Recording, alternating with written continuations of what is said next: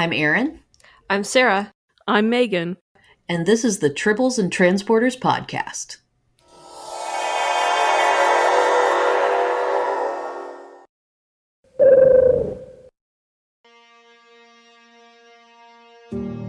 You could write about something in science fiction, so I dreamed up the Star Trek idea so that I could comment on man and society.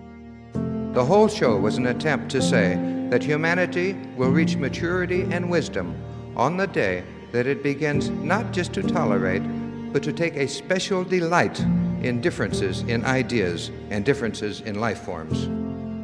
You know the greatest danger facing us is ourselves, an irrational fear of the unknown. There's no such thing as the unknown. Only things temporarily hidden, temporarily not understood. Open your mind to the past, art, history, philosophy, and all this may mean something. There comes a time in every man's life when he must stop thinking and start doing. Fear only exists for one purpose: to be conquered.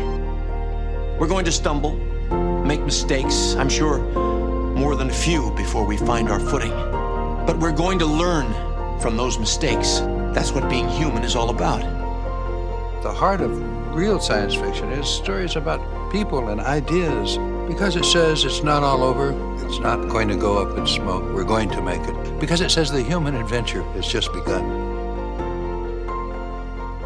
Hello, everyone, and welcome to episode 58 of the Tribbles and Transporters podcast. We're three Trekkie gals who grew up in the 90s and fell in love with Star Trek for many of the reasons you just heard. Even though we consider ourselves Trekkies, there's a lot of Star Trek we've never seen before, which is why we're cycling through all of the episodes of the completed series, learning about all the cool behind-the-scenes stuff, and talking about our reactions to each episode. We'll also be tackling topics within the Star Trek universe, and we'll do interviews with occasional guests. Today's episode is all about Where No One Has Gone Before, from The Next Generation. If you're listening for the first time, we want to tell you very quickly who we are. My name is Megan, and I'm a lifelong Star Trekkie. I grew up watching Next Generation, Deep Space Nine, Voyager. I've seen probably more episodes of the original series than I thought. I've seen the first 2 seasons of Enterprise, and Deep Space Nine is my absolute favorite. I love that series. I also love Next Generation, and I'm excited that we get to talk about Next Gen today. And my name is Erin. I am the resident Voyager fan on the podcast. It is my favorite series, but I did also grow up with Star Trek from The Next Generation on.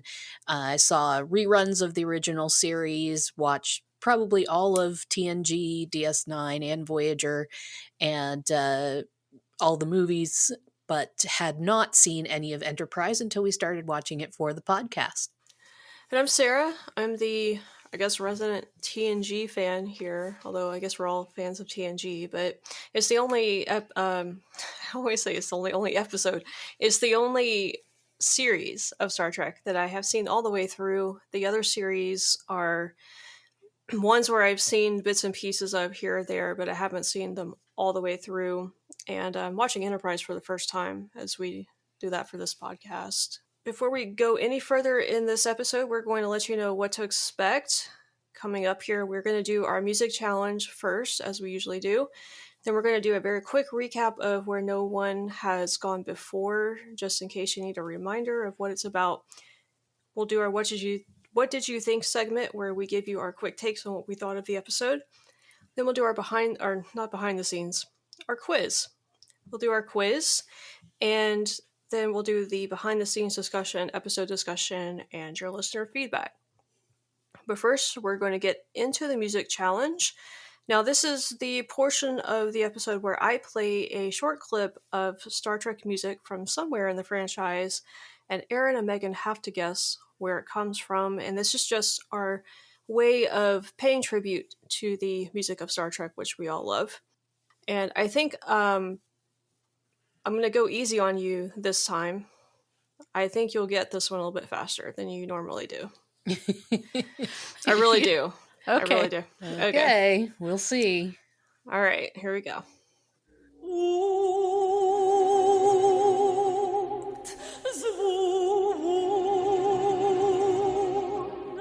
Zai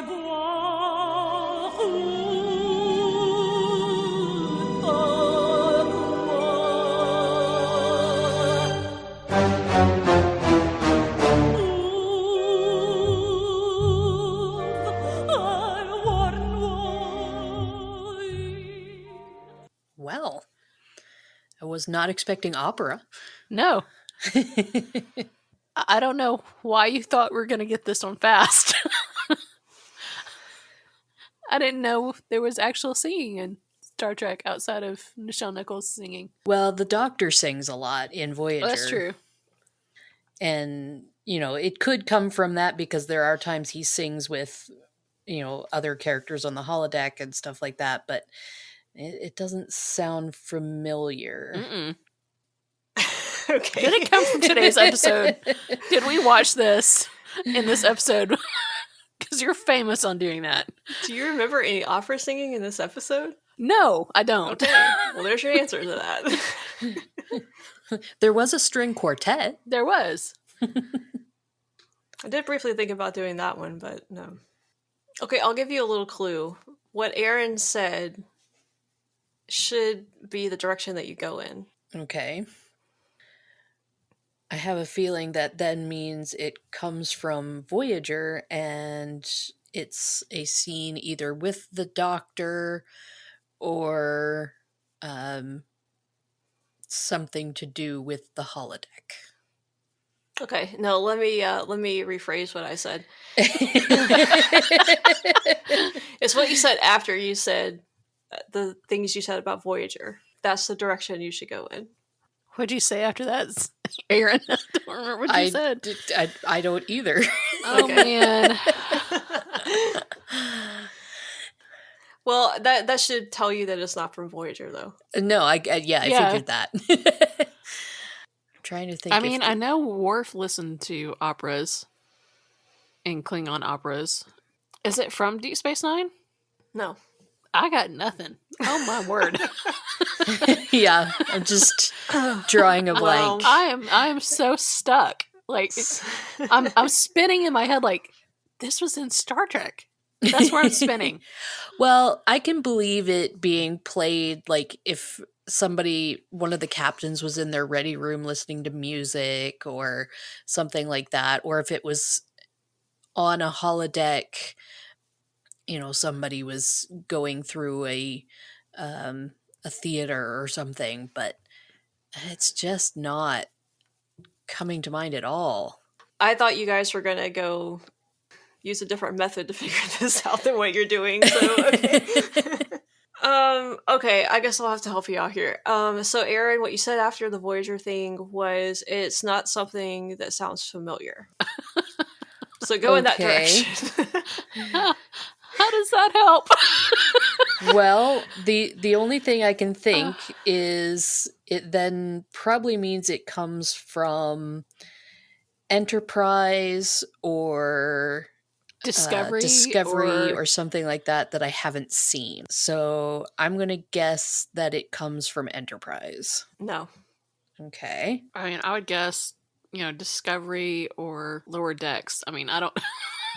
I haven't seen any. I mean, all I can guess is the new stuff because I haven't seen any of it. You're going to just start naming out all of the series. All the new new come stuff. from Discovery, Lower Decks, Prodigy, or Shorts, the animated series. Any of those. Does it come from any of those? Any of that. Just do a broad blast of my. Does it come from Star Trek? Yes. All right. Well, you guys basically said it. It comes from Discovery. It's going to be season 3 of Discovery, actually. And this is a track called Andorian Opera. Oh. I was thinking it didn't sound Klingon. Mm-mm. I was even thinking because it still had, at least in my ear, like a little bit of the classic Trek sound to it. I was like, well, it could be from the original series, like a time travel weirdness thing that happened in that series, but I don't know. So good to know it's from a show I haven't seen. Yeah. Yeah, none of us have seen it, so I can't even tell you anything about it. So apparently there are Andorians that sing opera in Discovery, so Didn't Maybe know some that. of our listeners can enlighten us on that. Yeah, I'm sure we have people out there who have seen that episode and could tell us exactly what one it comes from. Yeah. Yeah, I really do. Like, I'm very interested in watching Discovery. I just haven't made the time to do it. So I keep saying that on this podcast. I'm just going to have to sit down and watch it one day. Well, we'll have to maybe do a special series of episodes where we kind of like we did with Picard. Mm-hmm. You know, maybe we'll try and fit in some of these other series. Otherwise, it's going to be like a decade before we get to them, and then Oh, right. nobody's going to care anymore by then. Go back and review season 1 or something. Yeah, that, and I mean, I would like to do like Lower Decks and stuff too, because I hear good things about that show. Federation scientist Kaczynski comes aboard the Enterprise with his assistant in an attempt to boost the ship's warp capabilities. The results surpass even Kaczynski's wildest dreams, jumping the ship into a galaxy millions of light years away. Although tempted to conduct scientific research in an unexplored region of space, Picard orders Kaczynski to get them back home. The crew begin hallucinating as thought and reality merge, and it becomes apparent that Kaczynski's dying assistant, also known as the Traveler, is the only one who can get them back. What did you guys think? Well, what do you think? What do you think?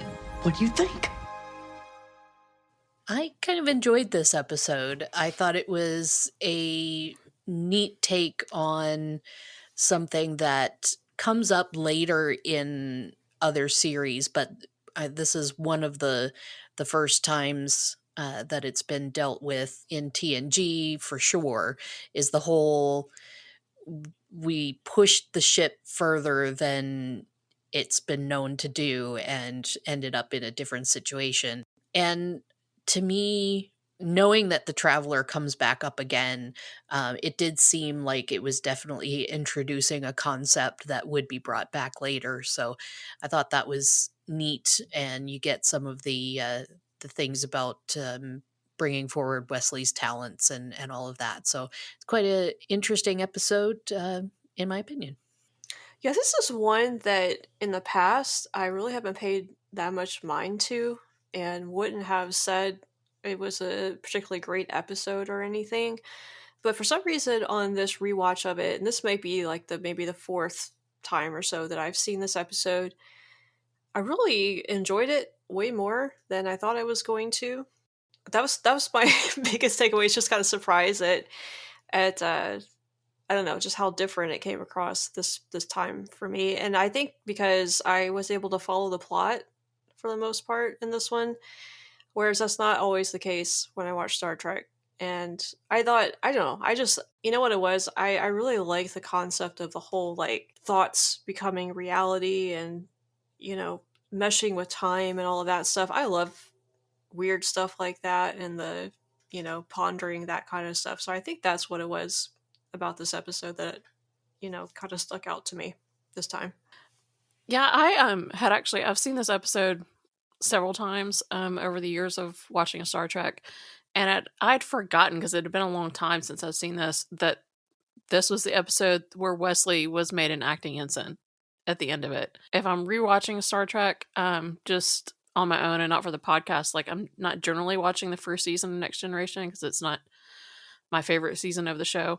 But I enjoyed this episode. I liked being able to watch the introduction of the Traveler in this, and knowing his overarching journey in the show and Wesley's overarching journey in the show. So to see the beginnings of that, and to see the Wesley Crusher character start to not be treated as the annoying kid on the show anymore, and to come into to start to develop that role and that character more along the lines of probably what Gene Roddenberry intended, of course, for the character. So yeah, I liked this episode. All right, and now it is time for our quiz.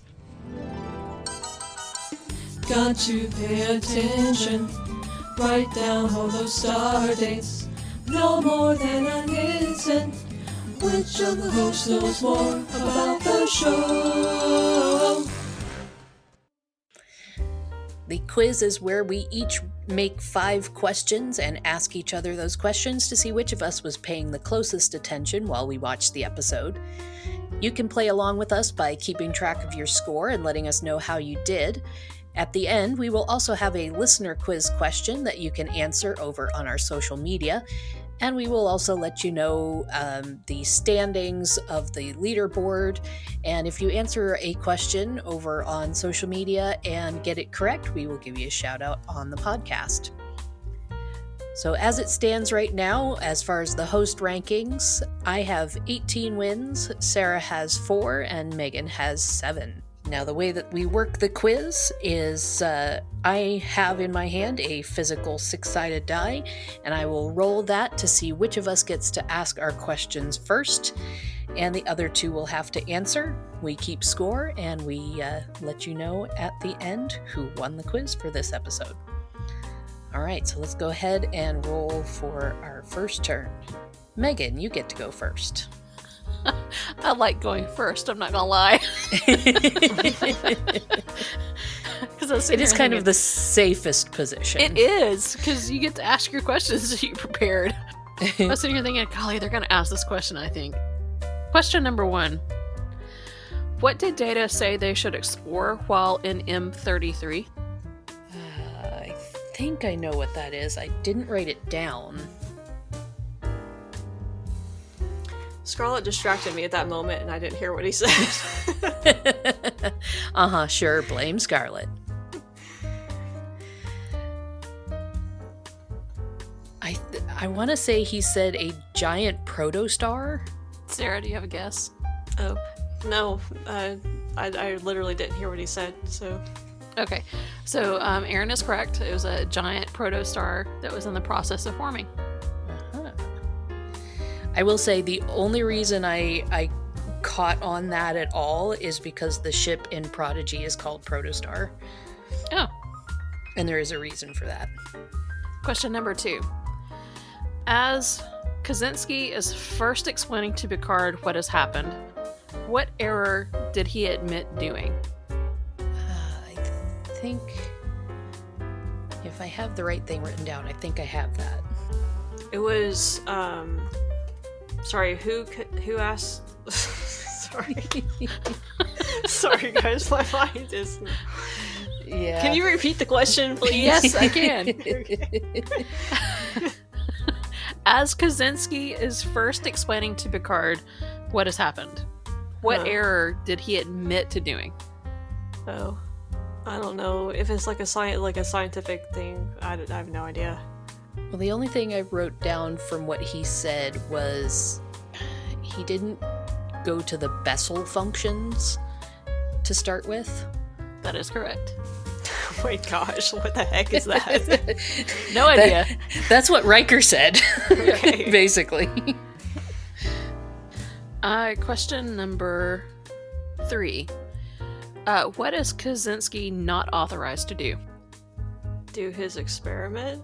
I thought it was make changes to the ship's systems or something.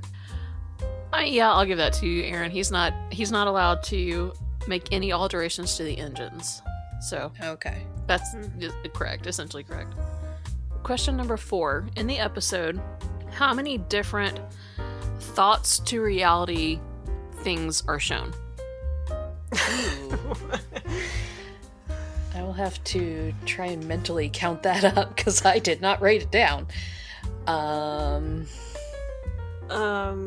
just gonna say 7. Okay. If I'm counting correctly, I think it was 6. I counted 9. Oh, wow. Oh, I forgot one for sure. Now that I'm thinking of it. Okay. Well, apparently you forgot 3. Well, yeah, exactly. But I remember one that I forgot. I can list them if I need to, but No, it's okay. I'll take your word for it. okay. Let's see. Question number 5. What are the names of the 2 ships Kaczynski has helped? I do have that written down as well. Go ahead, Aaron. I didn't take notes on any of this stuff. The Ajax and the Fearless. That is correct. All right. Aaron's in a commanding lead of 4. Okay, so now we will see who gets to go next. I get to go next. All right. Which is nice because I only have 5 questions. So, and Megan didn't ask any of them, which is nice. What? Okay, well, question number 1. Speaking of the Fearless, that was the ship they met at the beginning. What side of the Enterprise did the Fearless pull up alongside? Like looking at the screen? No, if you are... You are the Enterprise. The Enterprise. I'm the Enterprise. Yes. To the right. I think it was on the left. Megan is correct. It was the right. Okay. Down in engineering for number 2, when the Traveler is showing Wesley the warp models, the lines curving around the image of the Enterprise are 2 different colors. What colors are they? Well, they changed colors. Yes, I mean at the very first, when he first brings up the schematic. I think they're like a turquoise and purple. Man, I was going to say yellow and like blue. Well, I had written down that they were royal blue and light green, but I mean that's so subjective to what your TV shows and what you call colors. So I would say you both got that correct, because it could have appeared differently, or I could have been seeing it differently. Well, purple is not any of those, though. Well, I mean, if it's a bluish purple, I could see seeing that as purple. I mean, we could do half a point if you want. I'll take the point. Okay. I mean, if you want to give me a point for that, I'll take it. Yeah, I think it was probably too subjective a question to ask anyway. All right, well, let's go on to question number 3. When we see the crew member playing in the string quartet, there is a candelabra along the back wall behind them. How many candles are in that candelabra? That would have been a good scene to ask questions about. I didn't think about that. Isn't it?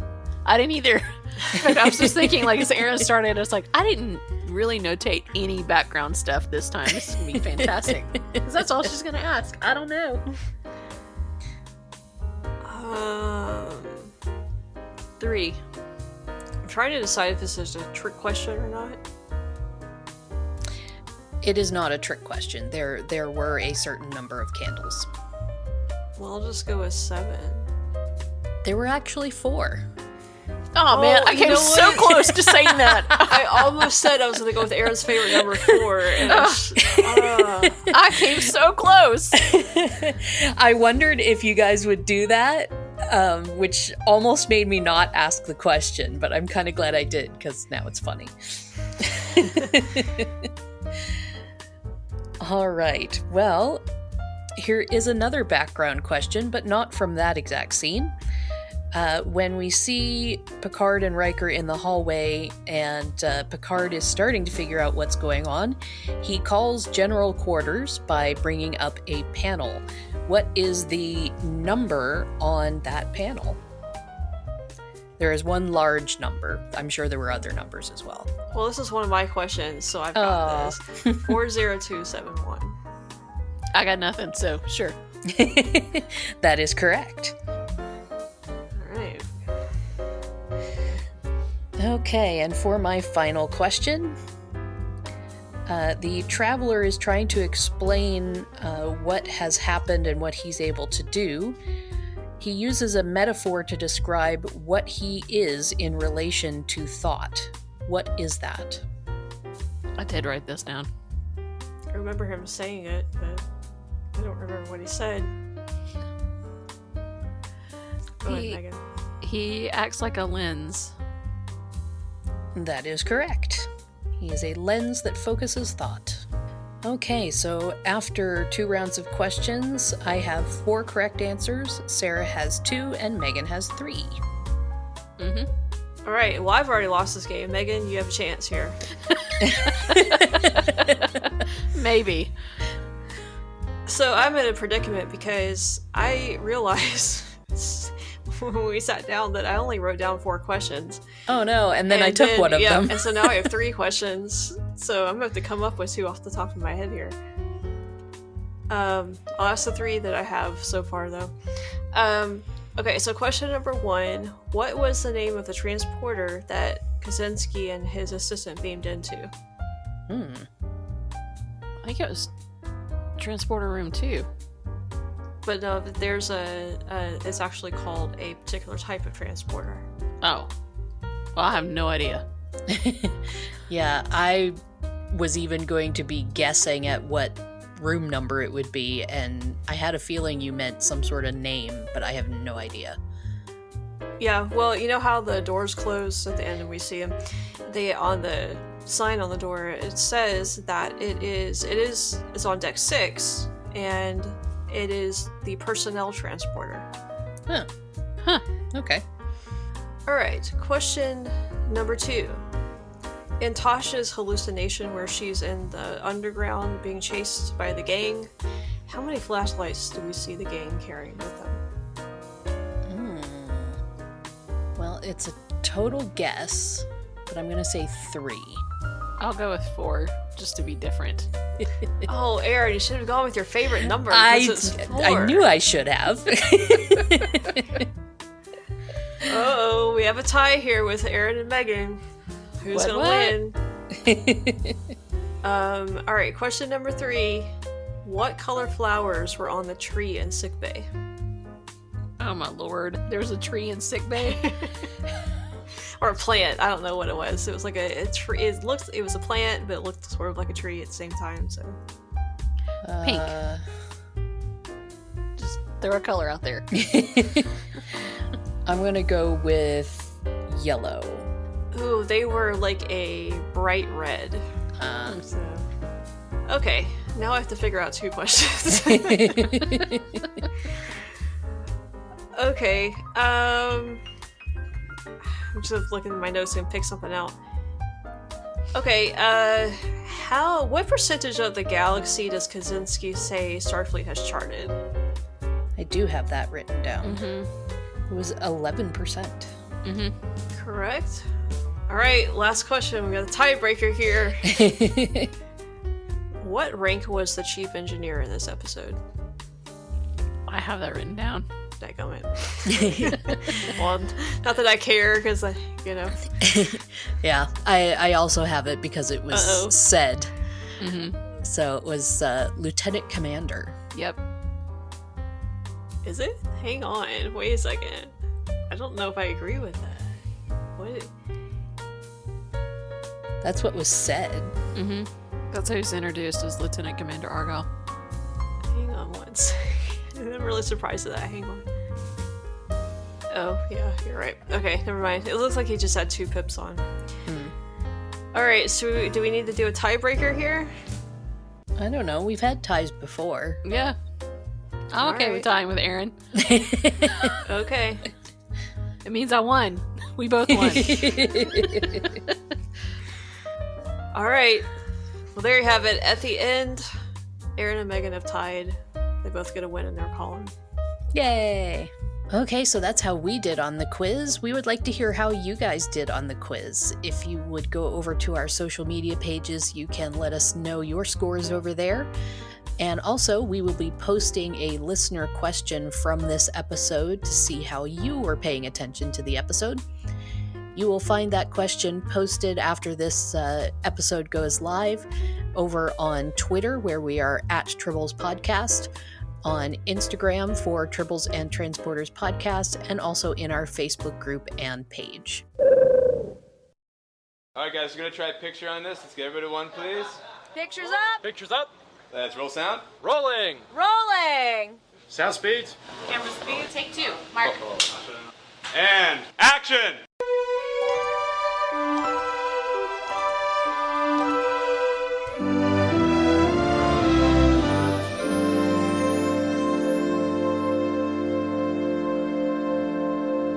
Okay, so we're going to get into the production details of Where No One Has Gone Before.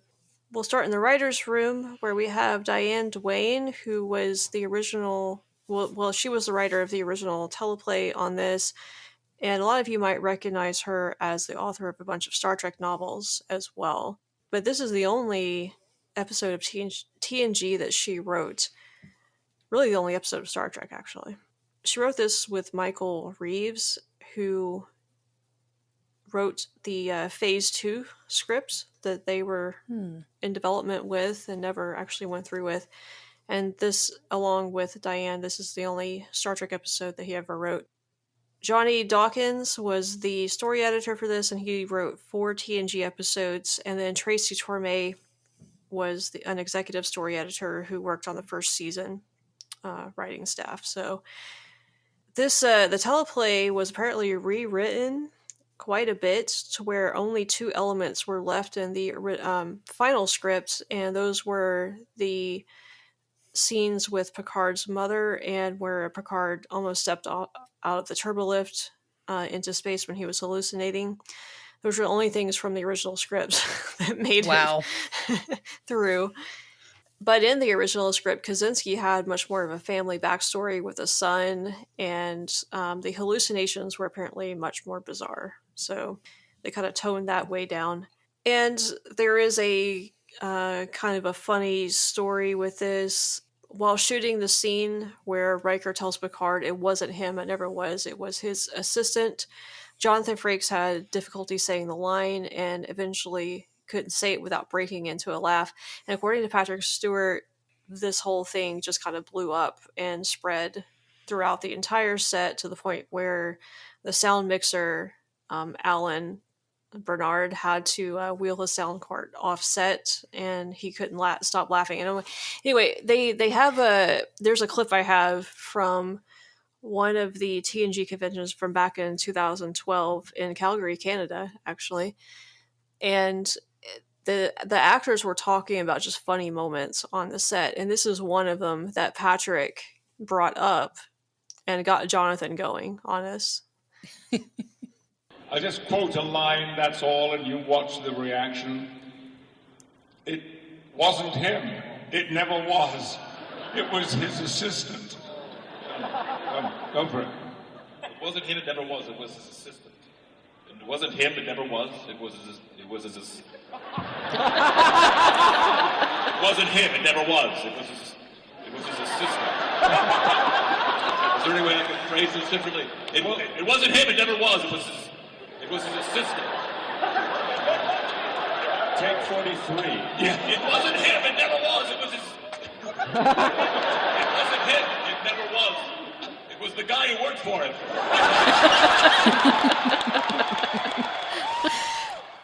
So that was them kind of reminiscing about that moment. And I remember when he said that line when I was watching this episode, I was like, oh yeah, I remember the story about that. And so I thought I'd share that. But the director for this is the famed Rob Bowman, who was a director of 13 TNG episodes.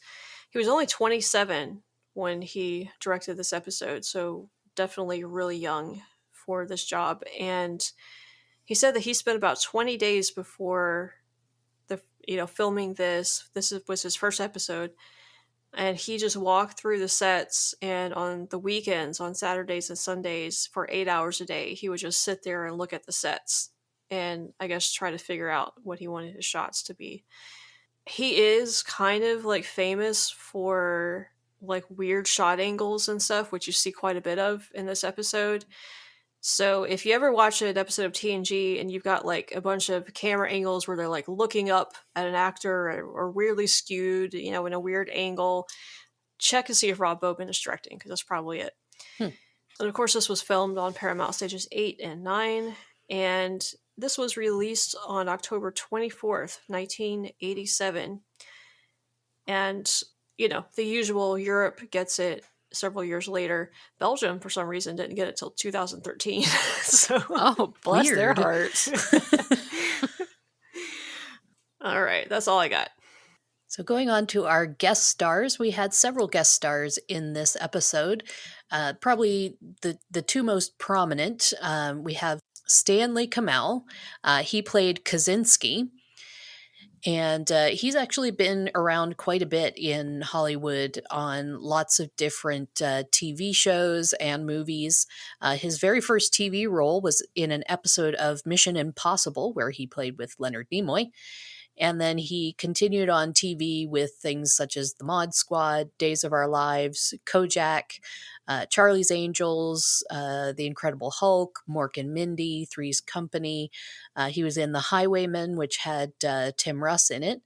The Golden Girls, Cagney and Lacey, LA Law, Hill Street Blues, Beverly Hills 90210, ER, The Nanny, West Wing, and Reba.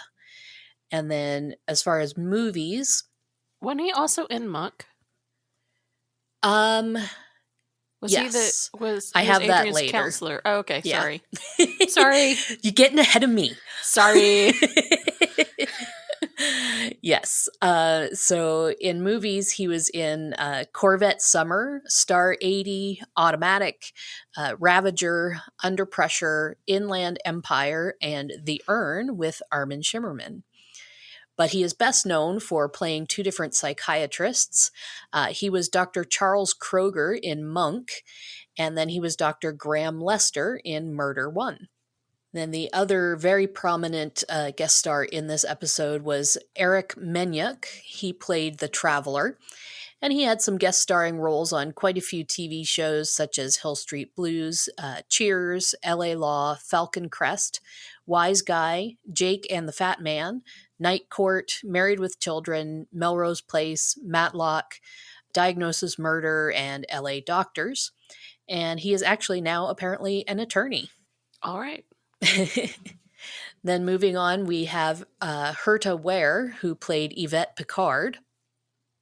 She started her acting on film in 1974 in The Memory of Us, and then went on to appear in lots of movies and TV shows, such as The Black Marble, Dr. Heckle and Mr. Hype, Knots Landing, Highway to Heaven, Cocoon, Sidekicks, also Cagney and Lacey, The Golden Girls, Miracle Landing, ER, Species, Practical Magic, Cruel Intentions, Beyond Belief, Fact or Fiction, which was hosted by Jonathan Frakes, Held Up, and Desperate but Not Serious. Then we also have Biff Yeager. He played Argyle, and he was in a lot of different TV shows in guest starring roles, such as Knots Landing, TJ Hooker, where he was playing with William Shatner, Buffalo Bill, Hill Street Blues, Murder, She Wrote, The Wonder Years, Seinfeld, Judging Amy, and Scrubs. In movies, he appeared in 3 different Tim Burton movies, Edward Scissorhands, Batman Returns, and Ed Wood. And then in other movies such as Repo Man, Prime Risk, Jagged Edge with Michael Dorn, Walker with Renee Auberjonois, The Glass Shield, and White Oleander. But he is best known for his recurring role as Tom in Gilmore Girls. Then a couple of the sort of background actors that were that really jumped out at me. We have the ballerina, the ensign who was seen dancing. This episode was her acting debut, but she is best known as Janelle Cooper on the show Spin City.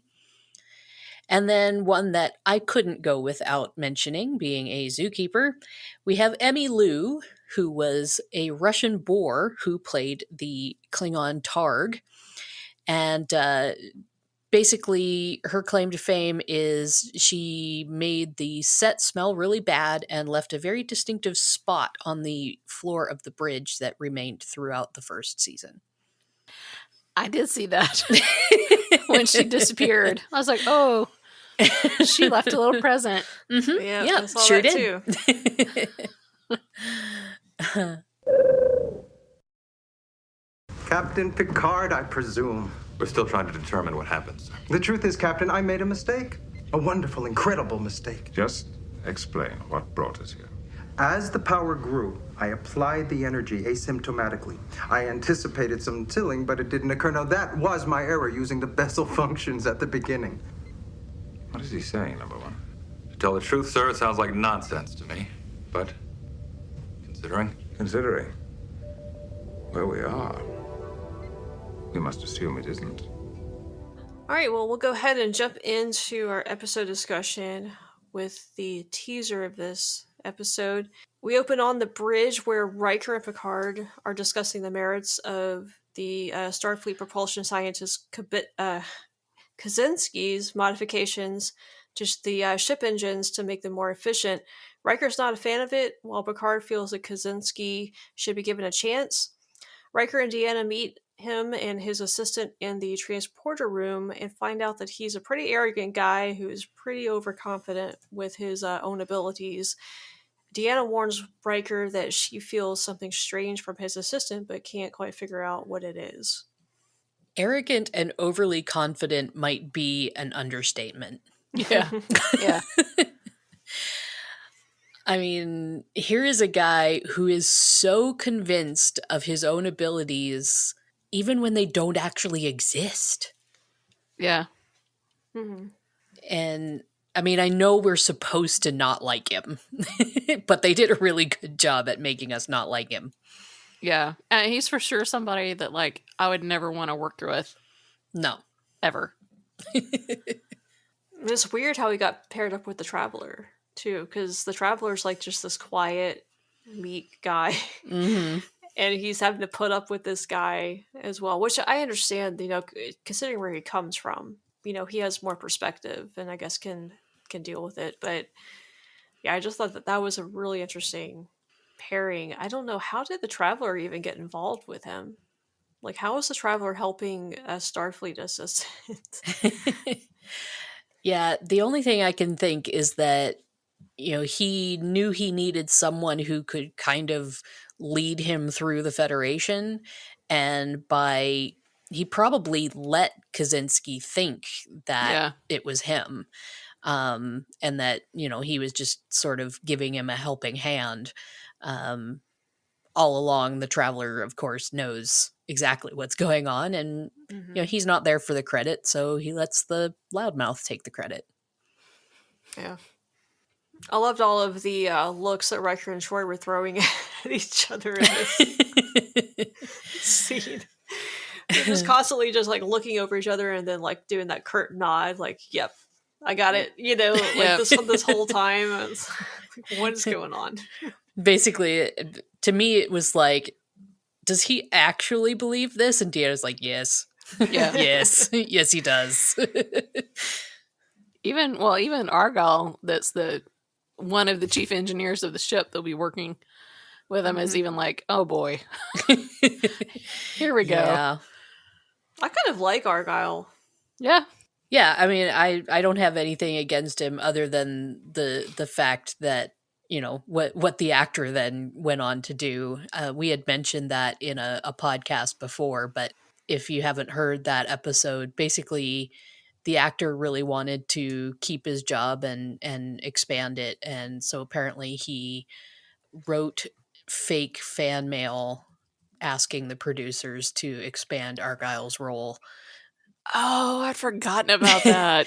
Yeah. Now, apparently that was something that Will Wheaton had said, and he says, like, don't absolutely quote me on exactly what happened because I was 14 at the time, but, this is basically what happened. And yeah, the guy got canned. So, but still, that kind of controversy is out there. But yeah, the character, I mean, I thought he was fine and, he seemed competent and I thought he played well off of Riker. Mm-hmm. Yeah. I liked his personality and the way that he seemed to have pretty good chemistry. So, all right. Well, then we go on to engineering, where they're gearing up to do the test of the new engine modifications. And Wesley takes an interest in what Kaczynski's assistant is doing and offers some suggestions for improvement. The assistant seems to be testing Wesley's knowledge and then starts phasing in and out of existence during the experiment. Wesley's the only one who notices this. And then the Enterprise ends up millions of light years away from home.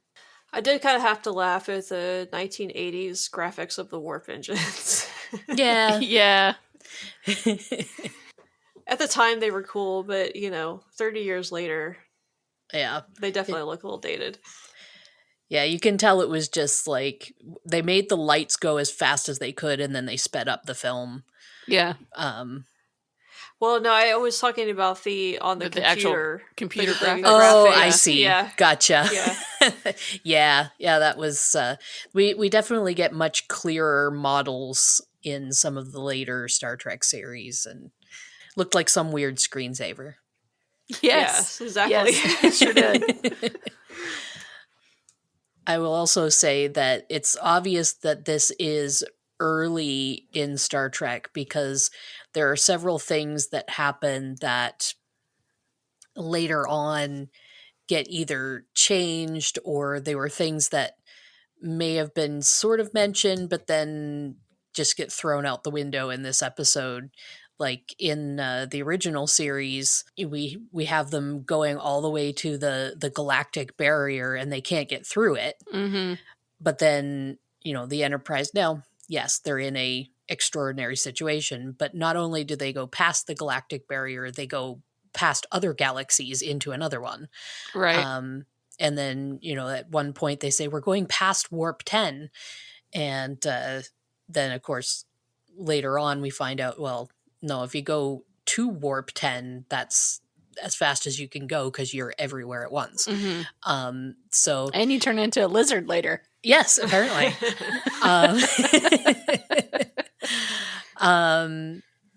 So yeah, it's just obvious that things hadn't been nailed down yet, and it only stands out because we know so much about later Star Trek.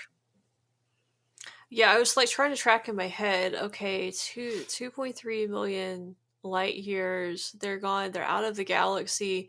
Trying to think back on our episodes of us talking about the extent of the Star Trek universe and just trying to kind of like map that out in my head as I was watching this episode. This whole time though, in this scene, like I was just waiting for Riker to set this guy straight. It's really odd to me that Riker would just take all of this from this guy, this disrespectful attitude towards this guy. The way he was almost like whining, and I think Riker in later seasons would have called him out on it and basically demanded that he act properly. But for some reason, he just kind of let this guy walk all over the crew, which I didn't like in this. Well, especially since I was trying to figure out based on Kaczynski's pips, like what was his rank? Were those Chief's pips or I didn't know what it was. Well, and then he wasn't wearing a communicator either, which was weird too. Oh, I didn't notice that. Weird. So I did come across some research today that he was a non-commissioned officer, and so that's why he didn't have the same pips as the officers, and that's also why they said he didn't have a comm badge. But I did at one point, did y'all see, I think it was when he was on the bridge, I saw the magnet that's probably sewn into the costumes for the communicator to go on. Oh, no, I didn't. That's weird. But he's, I think he's a lieutenant junior grade equivalent. I think that's what his pips stood for. I didn't write it down. Yeah. But yeah, it was something that was just about it, of that he's a non-commissioned officer, so that's why he didn't have a comm badge and had different rank pips. Okay. And speaking of pips, later on we see quite a few extras, people running through the hallways and the woman dancing in the cargo bay and all this sort of thing. And none of them were wearing pips. They weren't? No. I didn't pay attention to comm badges, obviously. You'd think that'd be more obvious, but yeah, I was trying to figure out because we see quite a close-up of the guy playing, I don't know whether it was a violin or viola or which he was playing. And I thought, oh, well, maybe because of his positioning, you can't see the pips. But no, he puts his arms down later and there's no pips. And maybe they just didn't have enough made yet. That's what I was wondering, is if they just didn't have enough of the props. I could have sworn that the ensign, when we saw her sitting in the cargo bay later in the episode, had a pip, but maybe, I mean, I wasn't paying attention. Yeah, of course, in my mind's eye, I was seeing all of these. I was seeing the collar on the uniforms, which isn't even in this season. So all of the reuse of the dress uniforms that the men and the women were wearing. Yes. I don't know. It's like Chief O'Brien, who wore pips even though he was a non-commissioned officer. Right? They didn't have that down in this this series. I don't think they figured any of that out until they got to Deep Space Nine. Honestly. Yeah, I mean, he definitely had Chief's insignia on Deep Space Nine. Yeah, but well, what I mean is, I don't think Star Trek figured out the ranks until Deep Space Nine. I have to say though, it was cool to have 2 back-to-back Star Trek episodes with animals and costumes, because we got I thought of that today too. Yep. It's just funny how that worked out. They just made that costume bigger to fit the wild boar. I know it is. Yeah, it was pretty much almost the same type of costume. It's crazy. Yeah. I did feel really bad for Will Wheaton and the truly horrid sweater he had to wear. I thought I liked the sweater. Are you serious? Yeah. Oh, bless his heart. It would be great on a woman. That was the 80s fashion. It was. Well, and then you've got, men in dresses. So yeah, I read a comment somewhere that the main reason they did that is because they figured in that time period, clothing choice equality would go both ways. So, women can choose whether to have a dress or pants, but then also so can men. Well, I mean, here we are today. Yeah, that's happening today. Oh, yeah, for sure. No, I thought, that was the fashion in the 80s, though, was big sweaters like that on guys. So Yeah. I didn't think of it as feminine at all on him.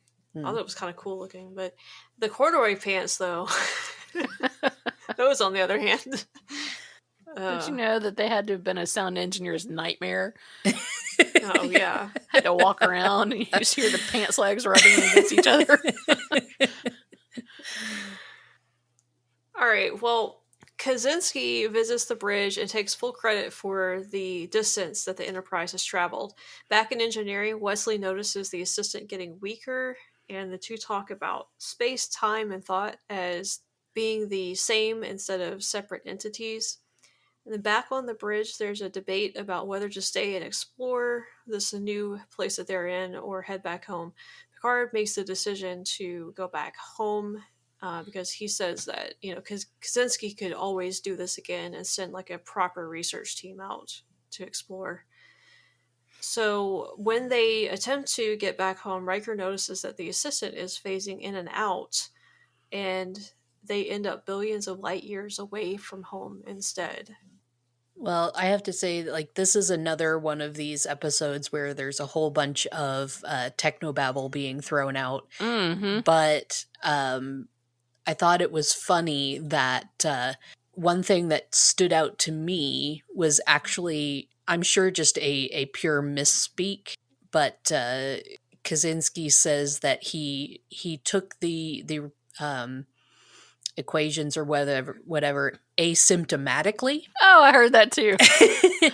And it's correct in the subtitles. It says asymptotically, which is a mathematical word. But of course, one of my jobs right now is as a medical transcriptionist. So, any kind of medical words just jump out at me. So asymptomatically, that has nothing to do with math. I know. When he said that this energy was being applied asymptomatically, I was like, what? How does that happen?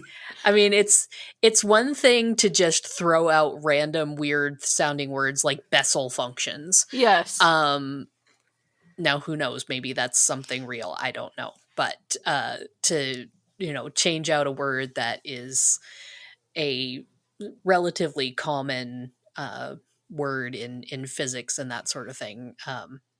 Yeah, it just struck me funny.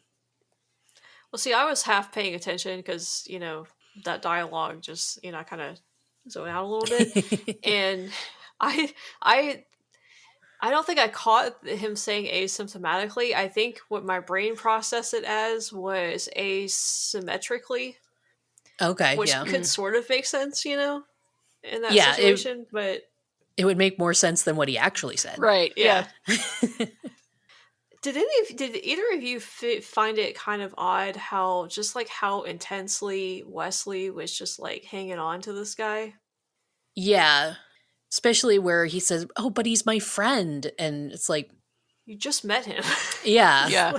But they very clearly had a connection of the traveler recognizing a growing genius mind. But yeah, it did seem like he jumped right to, oh yeah, no, I will defend this man.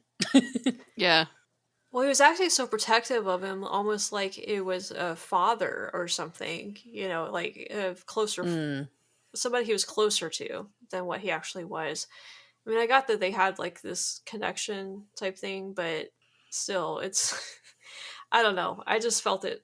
I felt it was a little strange, just like how, I don't know, Wesley. I mean, Wes is like holding his hand and and all of that stuff. And I admire, like, it's great to see younger people trying to help people who need help and stuff. But I don't know. I just felt like Wesley was going a little bit above and beyond in this.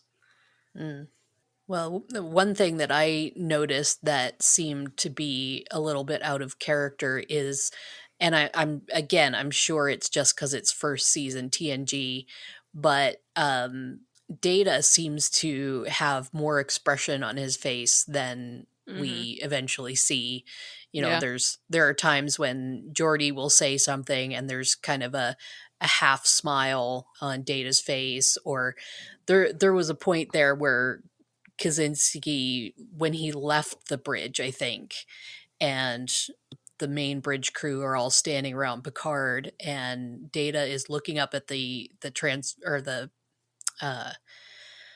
turbolift, and it just looks like he's like, oh, that jerk. I am gonna kill him someday. Yeah, I don't think I noticed that on Data for some reason. Yeah. He's much more facially expressive than what we're accustomed to seeing later. So, and I mean, it on the things that we discussed in the original series that, Leonard Nimoy portrayed Spock very differently from first playing the character to where we became accustomed to seeing that character. So, yeah, for sure. All right, well, at this point, the crew begin hallucinating as thought and reality merge, and the crew members think that they are being chased in the corridors, performing ballet, playing the violin, and Picard sees his mother sitting down for tea in the corridor. Riker interrupts him, though, and the two head to engineering, where they find Kaczynski's dying assistant. Riker tells Picard that the assistant is responsible for the distance they've traveled and not Kaczynski. In sickbay, Dr. Crusher tries to help him, but isn't able to do anything. The assistant reveals himself as a traveler and explains to Picard that thought and reality are merged, and then he tells Picard that Wesley is a scientific genius, basically, and should be allowed to develop that, basically, on the ship. I did think this was interesting that to explore this as an option to where what you're thinking becomes real. It was just weird that the random things, like for the first thing you see is the Klingon Targ that was Worf's pet. Why would Worf be thinking about that in the middle of this? There were a lot of things where I'm like, why are people thinking about this? Yeah. Like, I can see the connection to Tasha thinking about her cat, but to suddenly be pulled back in a memory the way she was, to Picard heading to engineering, and the turbolift opens and he almost steps off into space. Like, it's like, what kind of like phobia does he have of turbolift? Yeah. Or, I mean, just, if that's what you're thinking about, like, it was just weird that, that these are the things that are coming up of, a ballerina, the ensign dancing ballet. It's just all weird, random things. Well, thank God they didn't show us what was going through Riker's head, because you know what that would have been. Well, yeah.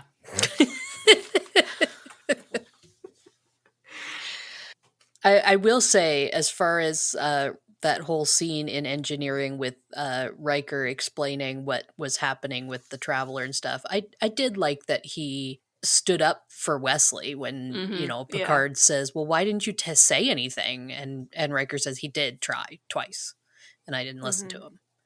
So I liked that. They all keep referring to him as the boy. Yeah. Yeah. Well, and that's a neat parallel too, because here you have Wesley, who's truly a genius and could probably figure out a bunch of this stuff. And, you know, they all refer to him by a designator rather than his name. Right. And talk about him while he's in the room. And he just stands there and listens. He's very much more like the Traveler. And then you've got Kaczynski, who flat out says, hey, don't talk about me in the third person like I'm not standing here. Yeah. And yet has absolutely no idea what he's talking about. Right. Well, I will say, to back up to the beginning of the episode, I thought it was incredibly weird that you are allowing a student in main engineering to work on a school project. And it's perfectly fine that he's here in main engineering working on a school project. Anyway, I thought that was rude. Yeah, but were there I get it. Were there establishing things in previous episodes? I'm trying to think back now of where there was some sort of understanding between like Geordi and Wesley that Geordi would allow him access to things. Yes, but at this point, Geordi's not the chief engineer, so... Oh yeah, that's right. Yeah, I mean, well, there were some things in previous episodes where we were starting to see that Wesley really understands the ship, and that may have afforded him some privileges that wouldn't have been allowed to other kids. Well, to Megan's point, though, that is kind of a big jump. Yeah. though, too. And it's even a bigger jump. We haven't gotten to it yet. I'm going to talk more about this at the end of the episode, but this was the part of the episode where they just kind of really fleshed out this, like, more, I guess, philosophical question about how time and space relate to each other and thoughts and everything. I just love thinking about stuff like this because I really feel like there's a lot of stuff around us that we can't see. Yeah. Like, what if there are, like, a bunch of other dimensions out there, you know, and we're totally unaware of that stuff. And we're unaware of most of the universe except for our little bubble that we live in. Yeah. There's just so much unknown out there, and existence could be like way beyond anything we could possibly imagine. And we have no clue, you know? Yeah. And so I could totally see, like, this could actually be plausible in some way, you know? It's just, this is weird, like, Stephen Hawking type stuff. Yeah. You know? I mean, I even sometimes just get myself overwhelmed thinking about how many people there are in the world and how each and every one of us is different. Each and every one of us is having a different life, a different experience, all have our own different likes and dislikes. And then you factor in that, I mean, that's just the people that exist on the planet in this moment. And then you factor in thousands of years of history. Yeah. And all of the people who were just like you and me, but completely unique. And yeah, there are times, I don't know why that pops into my head, but I just get really overwhelmed and I have to, like, go think about kittens or something. Because my brain is just like, whoa, no, I can't handle it. I also thought that this episode was like a weird metaphor for, like, anxiety and stuff too, because, well, sort of, like, it's not exactly the same, but there's just a lot of the idea of, like, controlling these out of control thoughts, you know, that you have in your head. And as someone who has anxiety a lot, you know, like, I can relate to that. And just like that scene where Picard is trying to tell, you know, this guy to control the flames, you know, which, you know, I don't know why you're thinking about there's a wall of flames. Right? That's weird. Yep. And how Picard saw them too, I don't know. because it's this guy's hallucination, not Picard's. But just like it's a kind of a little bit of a metaphor, I think, for like your own thoughts and like having these crazy thoughts that come into your head that aren't real and having to control them and stuff. So, but how did Picard see those flames? Well, it seems that some of the hallucinations become visible to others because Tasha saw the Targ. Mm-hmm. Oh yeah, but Riker didn't see Picard's mom. Mm-hmm. So it seems like half of them become visible to others, and others don't. Yeah. Yeah, you had 2 crew members running away from something that they could see, but Picard couldn't see. So yeah. Okay, so back on the bridge, Picard orders the crew to basically send good thoughts to the Traveler, or think good thoughts about the Traveler to give him the strength that he needs to help them get back home. And the Traveler has enough energy to make it back down to engineering, and he does his thing where he kind of starts phasing in and out again, and it ends up being too much for him, and he ends up disappearing, but they do make it back home. And then at the very end, Wesley is called onto the bridge, and Picard promotes him to acting ensign for his contributions to the mission. I really thought that the line where Kaczynski was like, "You need," like he like sidles up to the console with this little boy smirk on his face, is like, "You need me." Like, what is this?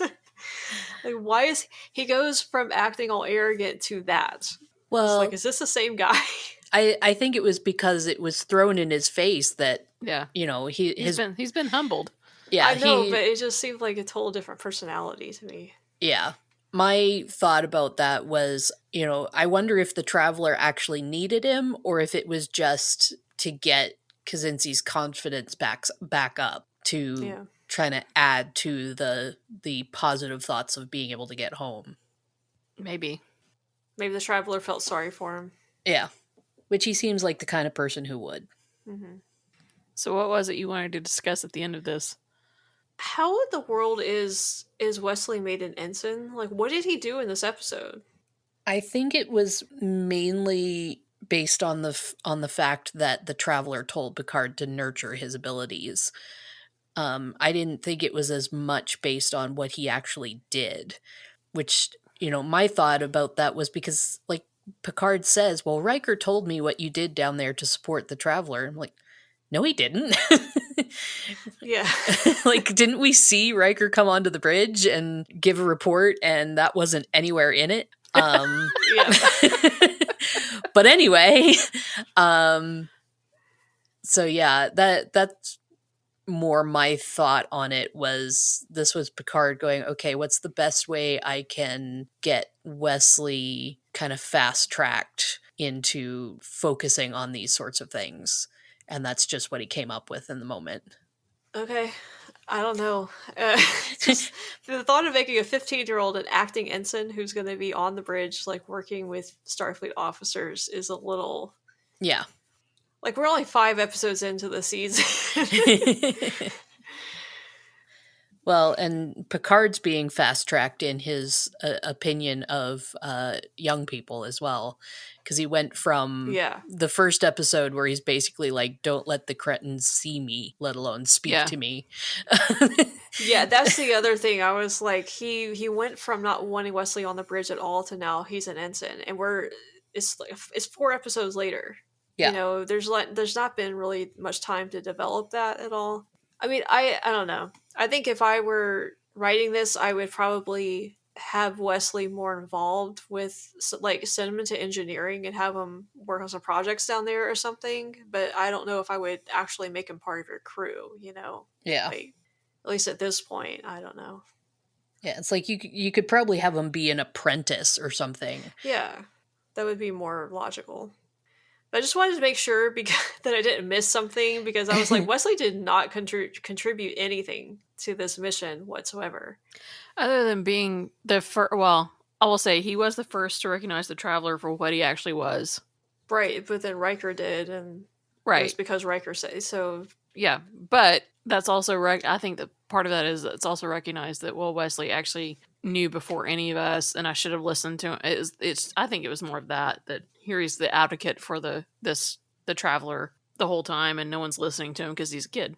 Yeah. So I have some behind the scenes stuff if we're through discussing the episode. Yep, I don't have anything else. Okay. So Erin, when she was talking about the guest stars, talked about Eric Minyuk, who played the Traveler.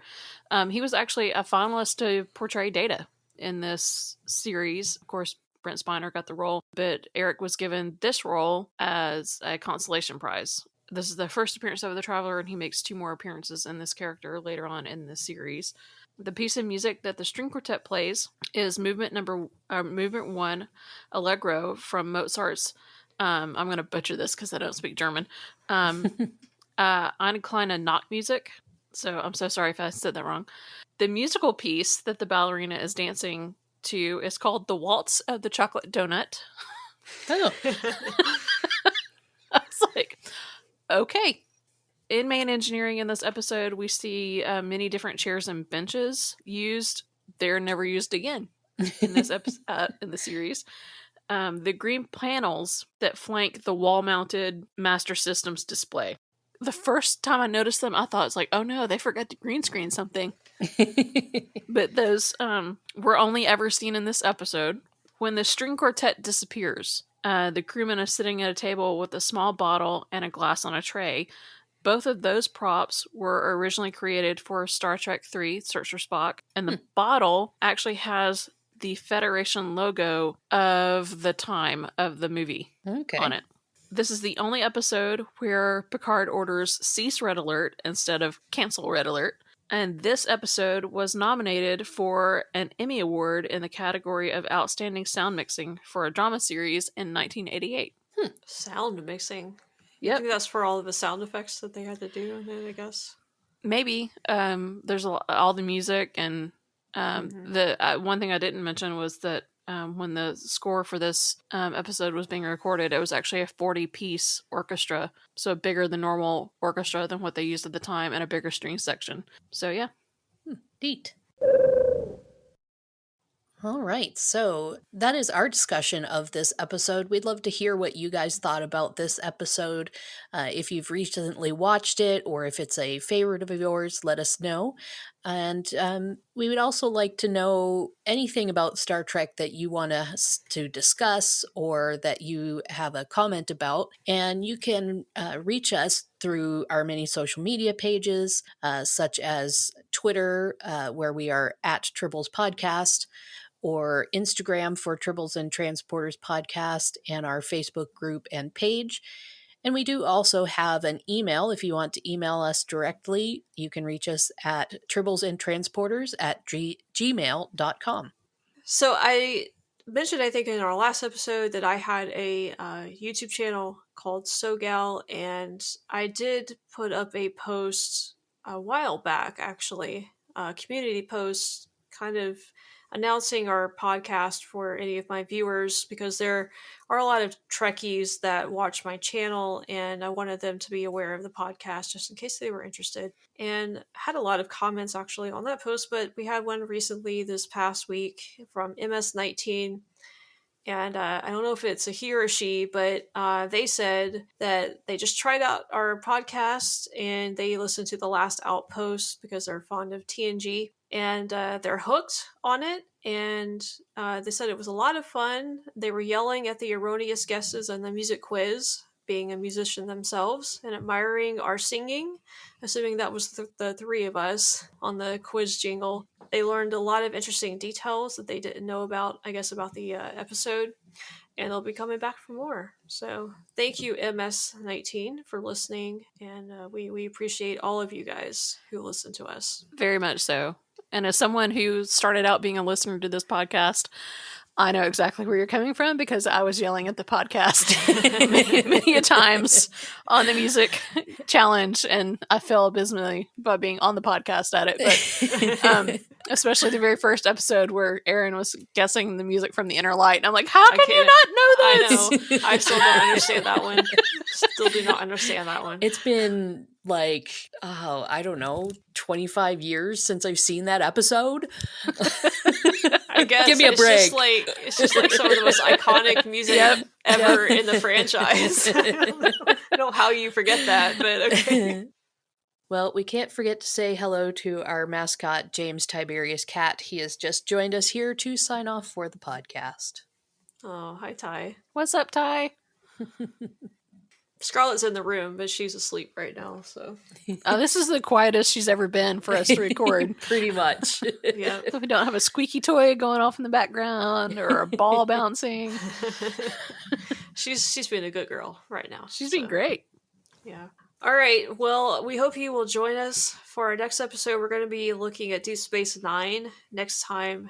The episode we're going to be talking about is Captive Pursuit, the 5th episode of season 1. So if you guys want to follow along with us, make sure to watch that before the podcast so that you can play our quiz along with us, see if you can get any of our answers or any of our questions correct. I don't think I've seen this episode. I just looked at the episode description really quickly, and I definitely don't think I've seen this one. Does not ring a bell to me. So neat.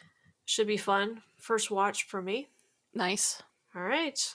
Well, that's it. Thanks, guys, for listening. Like I said, hope you guys join us next time, and we'll see you then. Bye-bye. Bye, everybody. Bye-bye.